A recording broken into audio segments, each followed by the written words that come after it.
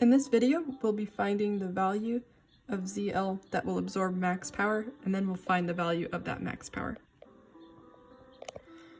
This circuit is already in phasor form, which is great. We don't need to put it in phasor form. This problem is asking for the value of ZL that will absorb the max power. So we can basically think of this as an open terminal, and we'll be connecting some power to it. Excuse me, not some power, we'll be connecting some value of impedance to it.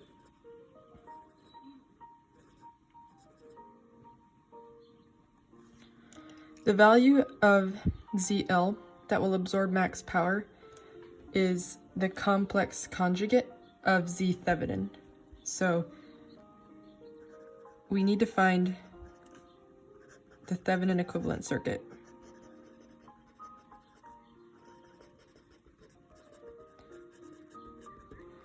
And then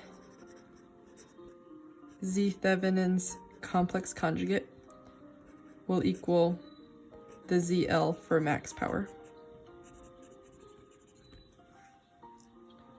So our first goal is to find a Thevenin equivalent circuit. So to do that, we need to find V open circuit, which will equal V Thevenin. After we find V Thevenin, we'll find Z Thevenin.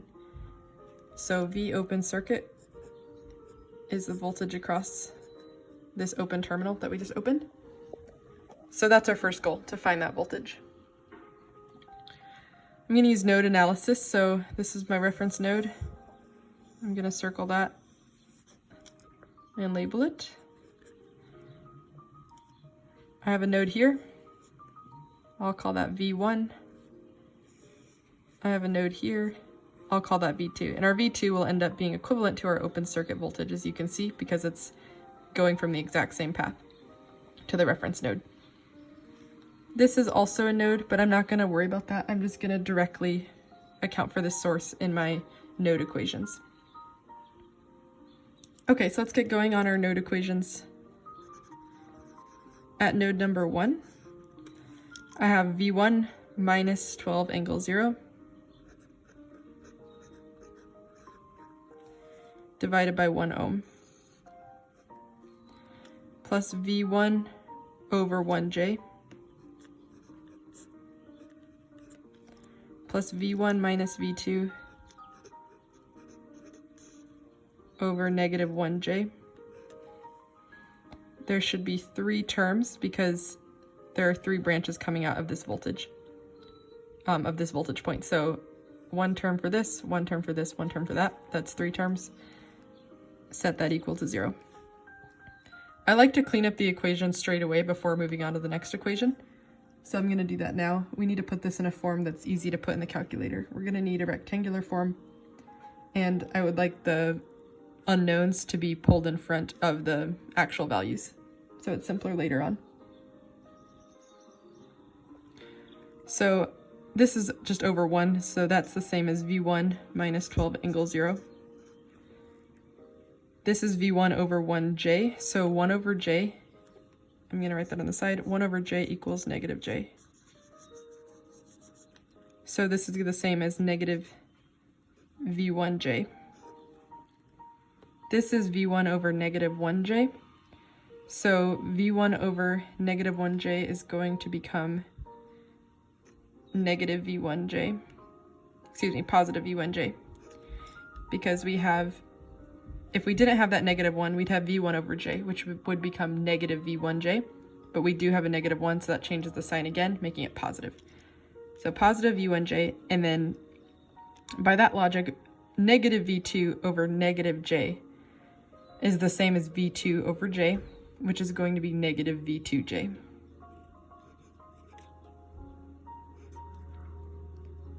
And then set that equal to 0. Here we have negative V1J plus V1J, so that automatically is going to cancel out. And I'm left with V1 minus 12 angle 0 minus V2J equals 0. So I'm going to write this with my variables in front. So V1,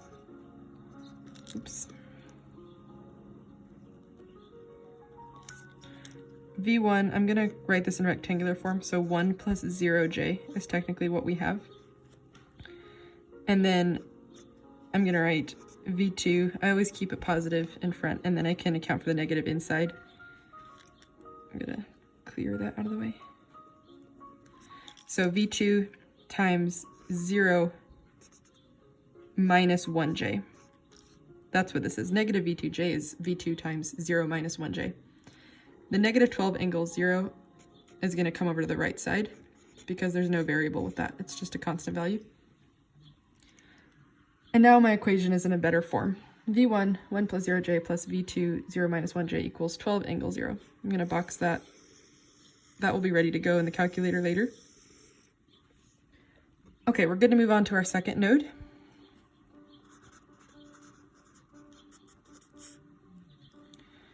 v2 minus v1 over negative 1j.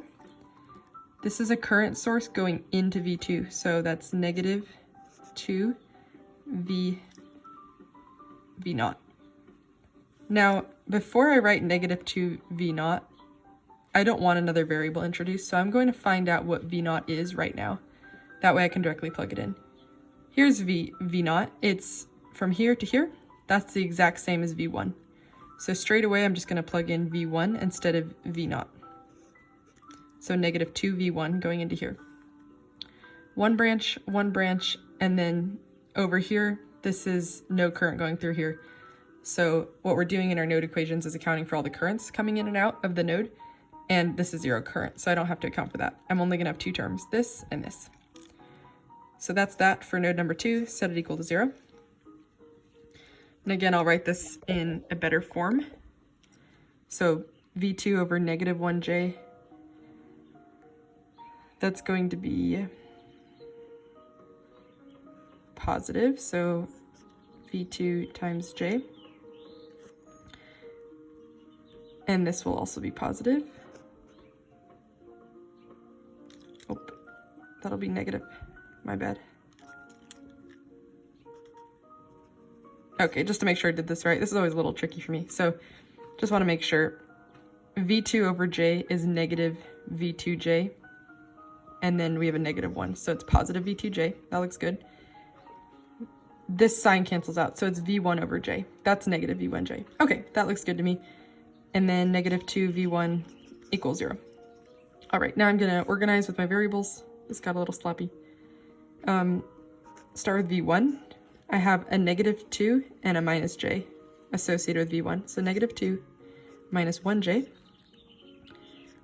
And now for my v2, I have 0 plus 1j. Okay, let me double check this is looking good. Negative 2 minus 1j plus v2 times 0 plus 1j equals 0. Yep, looks good. Gonna box that, that's all set. Now I need to solve for v2. So time for the calculator. Second, go to matrix. I'm going to need a 4x6 matrix, so I'm just going to edit matrix B. Okay, starting with my first variable values.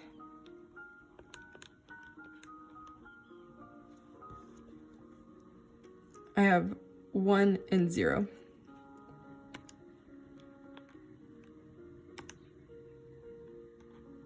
One and 0. Then I have negative 2 and negative 1.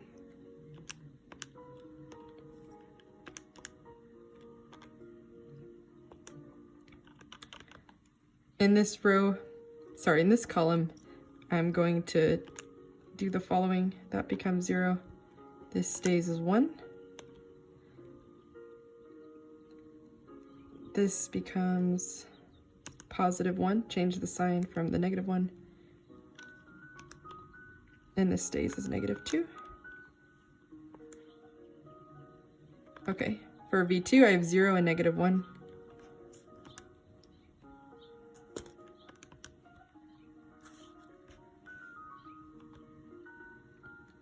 And then I have 0 and positive 1.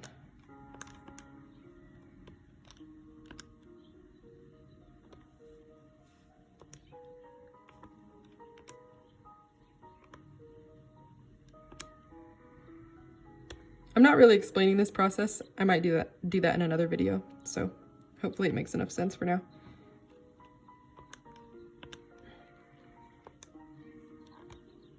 I'm gonna double check. Okay, 1 and 0, 1 and 0, -2, -1, -2, -1, same sign, change sign, same sign, change sign.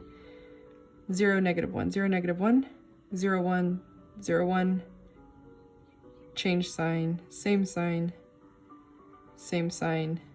Oh, that'd be change sign. This is a -1. So 0 plus 1j is 0 plus 1j, change the sign. Okay, I think that looks good. And then for my values on the right, this technically needs to be in rectangular form. That's just 12 plus 0j. So I will input that. 12 plus 0, and then this is a 0.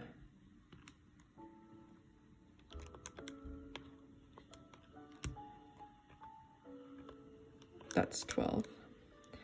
Okay, let's give this a go, see if I inputted it right. So I quit, I get out of there, second quit, and then I go back to matrix, do math, do alpha, do B, second matrix, select the one I want B, reduced row echelon form of B. Okay, this looks like good numbers, so I probably plugged it in right, but we'll double check in a moment. We want V2. V2 is equal to V open circuit, so I'm just gonna write the values for V2. I don't really care about V1 in this case, so V2 is going to be these values, so it's 6 plus 18j. These refer to V1, this refers to our second variable, which was V2, so 6 plus 18j. Yep, that's correct so far, just checked. Okay, equals V open circuit equals V Thevenin. So our first major step is done. We have V Thevenin.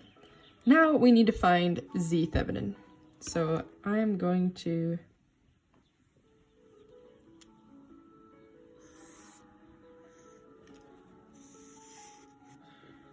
try to do it down here. We'll see how that goes. So for Z Thevenin, we need to consider what method we're going to do based on the circuit we have.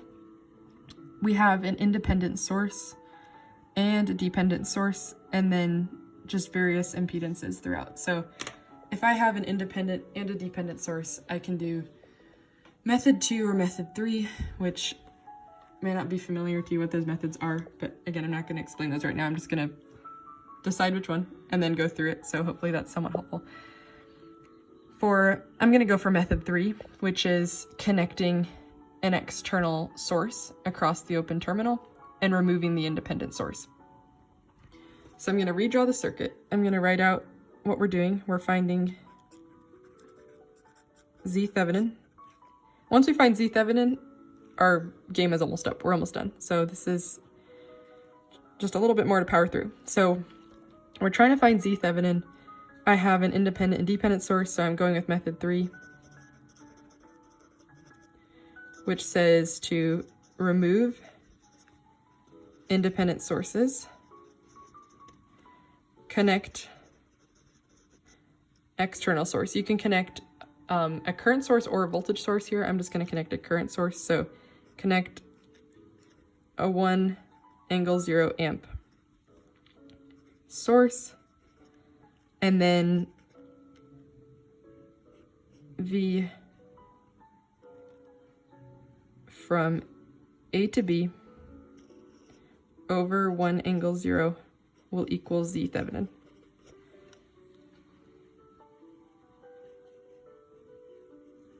So of course I need to redraw my circuit because we're making too many changes. So I'll draw it out. Hopefully this will make it clearer.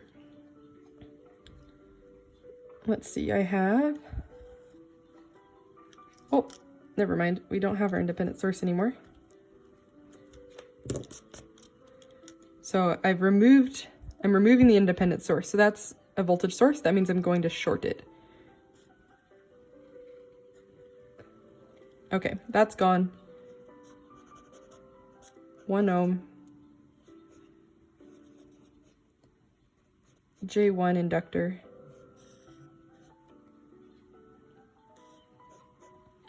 -1J capacitor. We keep the dependent source. And then here is where our terminal A is. We're going to connect our external source. Now we need to make sure, for the source, this is a rule, it needs to go from B to A. So in this direction. Okay, and then our goal is to find the voltage from A to B. Again, just to summarize, we're finding Z Thevenin. We're doing method 3, which is to remove the independent source.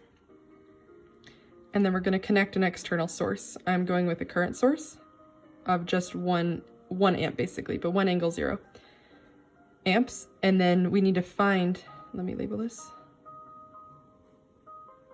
I'm just going to write 1 amp.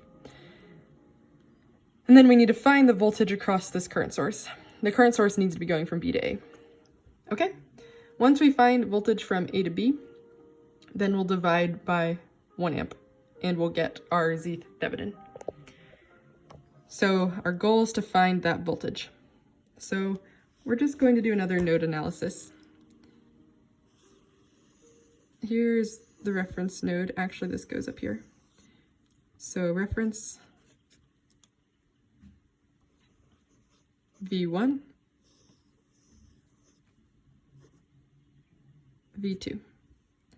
And as you can see, our V2 will be our VAB. So let's write these equations. Node 1, I have V1 over 1 plus V1 over 1J plus V1 minus V2 over -1J equals 0. I'll simplify this right now. V1 minus V1J. Let's see. V1 over J is negative V1J over -1 is plus V1J. This cancels signs, so V2 over J is negative V2J equals 0. This cancels out, negative V1J plus V1J. And then I'm left with V1 minus V2J. So I'll rewrite that as 1 plus 0J times V1 plus V2 times 0 minus 1J. All of that is equal to 0. Okay, I double checked, that's correct so far. So this is my first equation.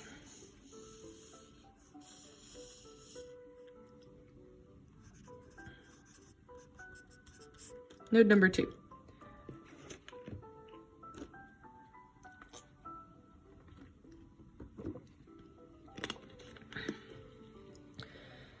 We have V2 minus V1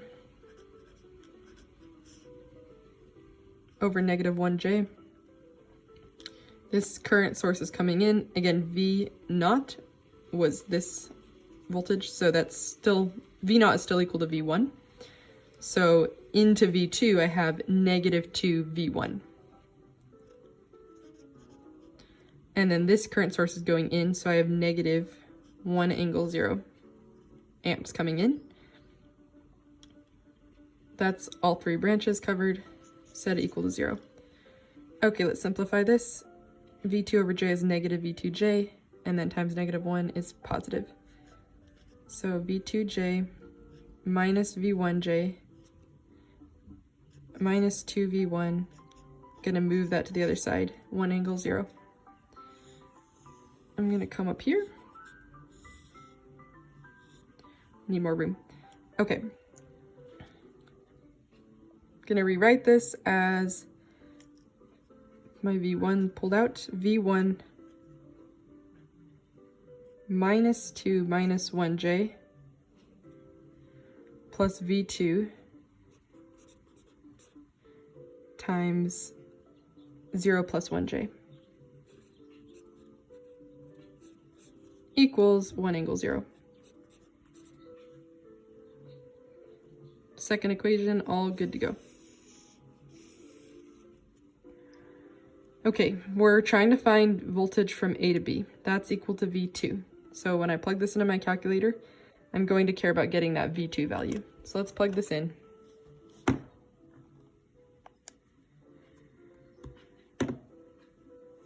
I need to go back to matrix. I need to edit. I need a 4x6 again. 1 and 0, that's the same. And then -2, -1, that's also the same. I have 0 and -1, that's the same. And then 0 and 1, that's also the same. And then on this side, I should have 0 and 0.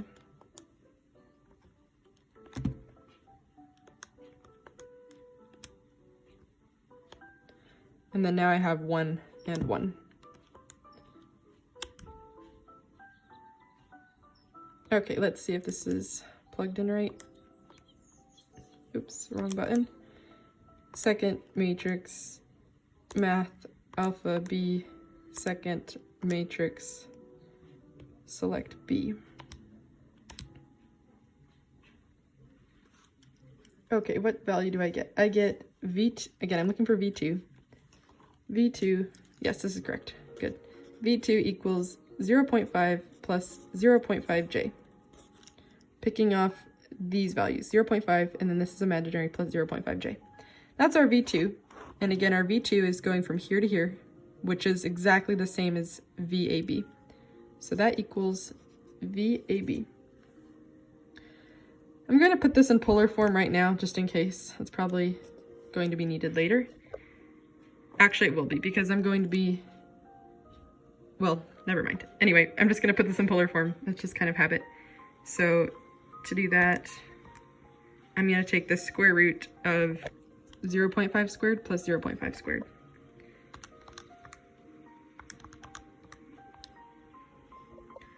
And I get 0.7071, and then some angle. Inverse tan of 0.5 divided by 0.5 is 45 degrees. Okay, that's my VAB. Now, again, we found this. We need to find Z Thevenin. So Z Thevenin equals 0.7071 angle 45 degrees divided by 1 angle 0. We divide the magnitudes, and then 45 degrees minus 0 degrees, 45 degrees.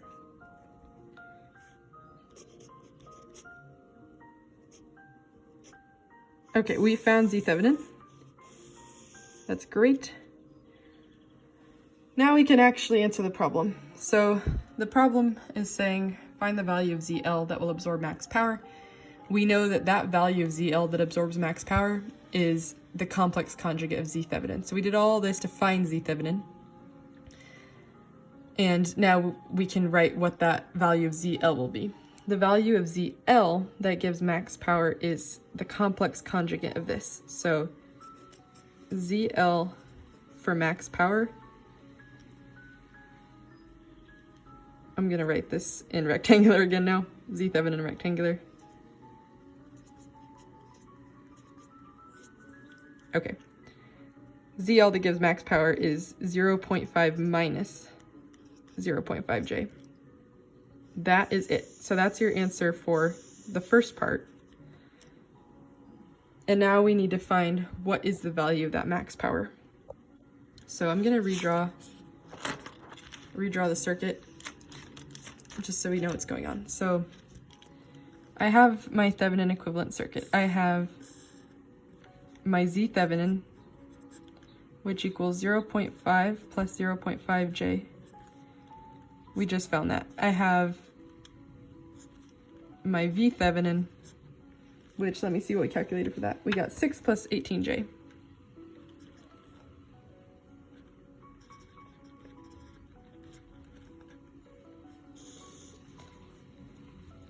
And then the whole idea is I'm attaching some load here, ZL. Now we just found the value of ZL that gives max power, and that is the complex conjugate of this. So we know ZL just rewriting, ZL max. So the ZL value for max power is 0.5 minus 0.5J. And now the question's asking, what is that max power that it absorbs? Well, there's sort of a shortcut. The shortcut is that when ZL is equal to the complex conjugate of Z Thevenin, then the power that load absorbs is equal to the magnitude of V Thevenin squared divided by 8 times R Thevenin, which R Thevenin is just the resistance part, or the real part of Z Thevenin. Now, sometimes it might be easy to forget that because that's just for this case. So what I like to do is to not worry about the shortcut and just find the power through ZL like I would find the power through anything.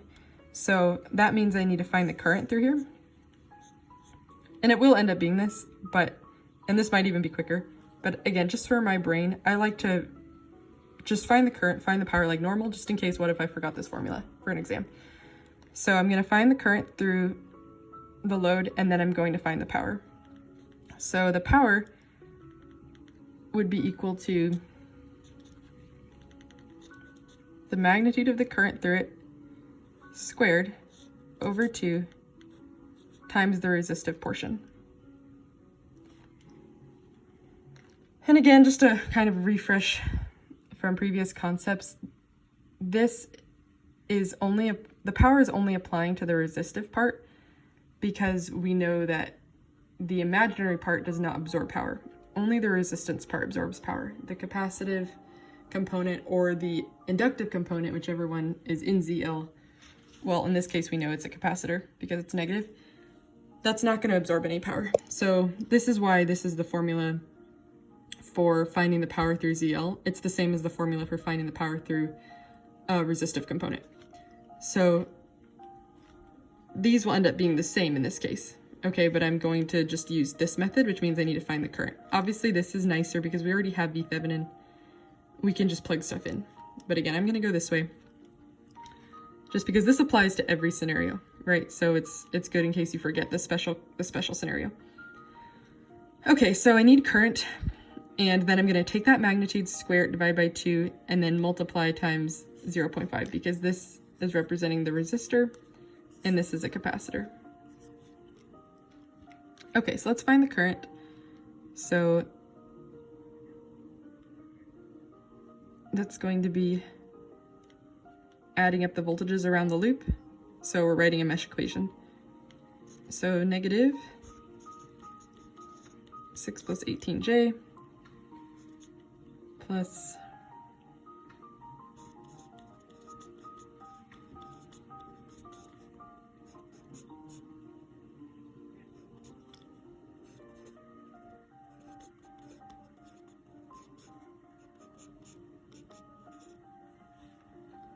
okay, negative 6 plus 18J, that voltage, and then 0.5 plus 0.5J times I, plus 0.5 minus 0.5J, which is what ZL is, times I equals 0. So I'm going to end up with, this is 0.5I plus 0.5I, that becomes 1I, and then 0.5J minus 0.5J, that'll cancel out. So I end up with, oh, let me rewrite that. I end up with I times 1 plus 0J, and then let me move that to the other side, equals 6 plus 18J.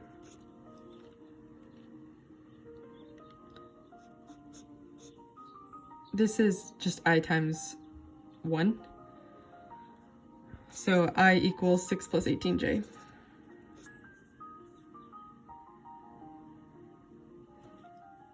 Now if I take the magnitude of this,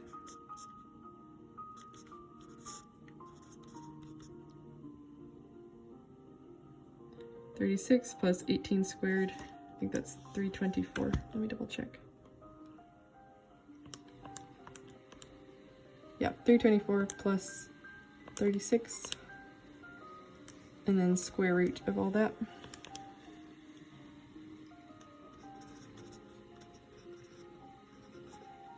Get 18.97. for the magnitude, and then angle something. We don't need the angle in this case. So 18.97. So now I'm ready to plug into my power formula. 18.97 squared over 2 times the resistive component, which is 0.5.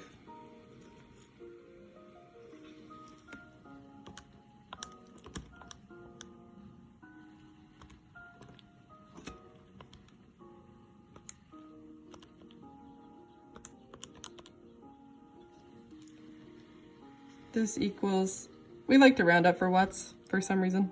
Guess it just makes it nicer, but I'm just gonna call this 90 watts. 89.97, pretty close. So 90 watts is what I get. Now, again, if you didn't feel like calculating the current, which again is kind of a drag, of course, you can just use this formula, plug in the magnitude of V Thevenin, divided by 8 times the R component of Z Thevenin, which is, the R component of Z Thevenin is this, which is the same as the ZL R component, right? So whichever way you prefer. This is the shortcut specific to this scenario when ZL equals the complex conjugate of Z Thevenin, but this always applies for the power through ZL. So the power through the load can always be expressed like this. So you're gonna get 90 watts either way. So just to summarize, the value of ZL that absorbs max power is equal to 0.5 minus 0.5J equals the complex conjugate of Z Thevenin. And then that power absorbed by the load is 90 watts. Thanks for sticking it out with this rather long problem. Please subscribe if it helped you, and I'll see you in the next video.